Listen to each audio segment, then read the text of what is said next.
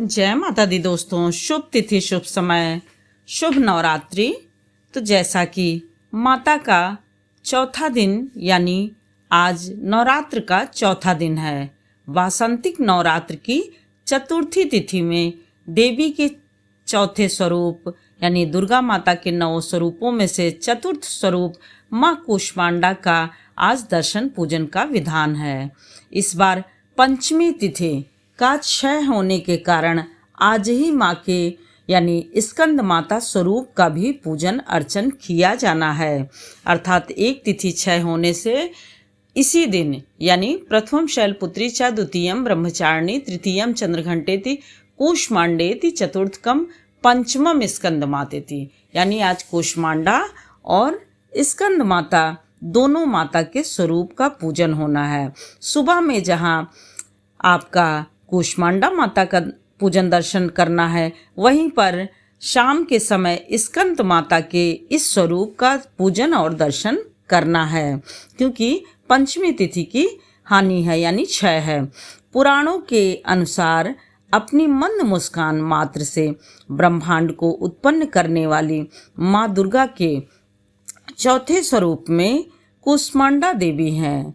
कूष्मांडा देवी जब संसार का पूरा कोई अस्तित्व नहीं था, अंधकार था चारों तरफ, तभी वह अपने मंद मंद मुस्कान रूपी प्रकाश से इस संसार को एकदम बीज रूप में यानी ब्रह्मांड के मिलाने से ब्रह्मांड के मिलने जैसा और ब्रह्म तत्व में यह जो है लहर एक तरह से उत्पन्न कर दी, अर्थात ब्रह्मांड बना दिया।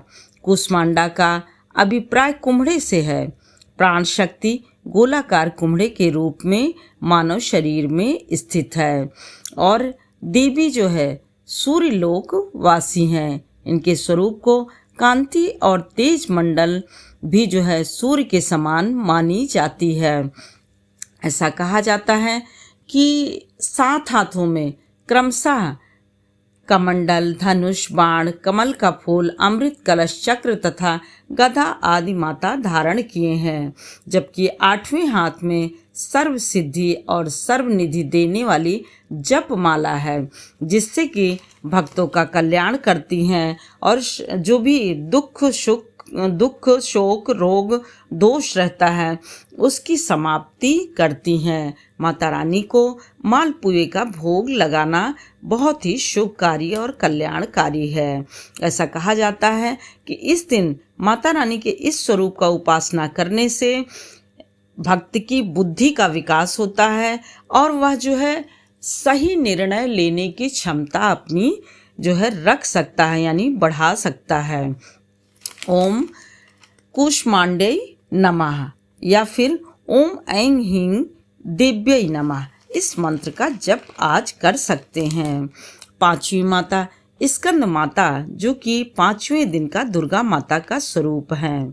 देवी की इच्छा शक्ति, ज्ञान शक्ति और क्रिया शक्ति का समागम है, यानी आज स्कंद माता का जो रूप का हम पूजन दर्शन करेंगे तो उसमें ब्रह्मांड में व्याप्त शिव तत्व का जब मिलन होता है तो त्रिशक्ति के संग होता है और तभी स्कंद यानी कार्तिकेय का जन्म होता है।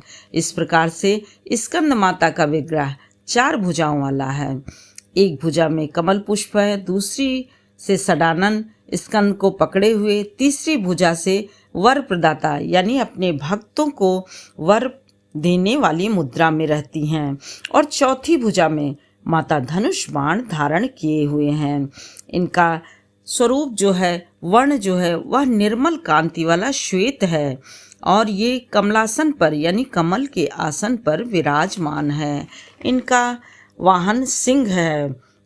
इस प्रकार से स्कंद माता सभी को जो है वात्सल्य रूप में यानी इनका विग्रह जो है वह वात्सल्य है और स्कंद माता की आराधना करने से जीवन में ज्ञान का बहुत ही ज़्यादा संचार होता है और कर्मों द्वारा सिद्धि प्राप्त होती है।